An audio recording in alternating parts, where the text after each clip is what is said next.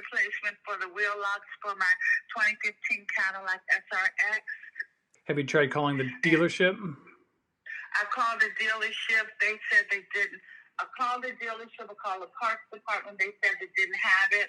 They gave me a runaround telling me I need to go to find the part in California. It can be close to impossible to do it.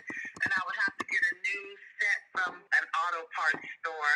But the problem is that I can't find anybody to break the lug nuts or the lug nuts to even. I need new brake pads. And nobody will touch it without a key.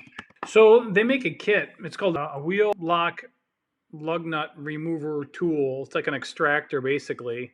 And you can get them on Amazon for really cheap. Really? Yes, ma'am. And I actually just found one here on Amazon for $19.99. That will remove it for my Cadillac SRX? Yep. Yep, exactly. I don't, which is just so silly. They make these wheel locking lug nuts so that way people don't steal your wheels, but they make these locking lug nut tools, this whole set. There's a 6-piece set you can get for $20. Let me go ahead and send this to you in the chat.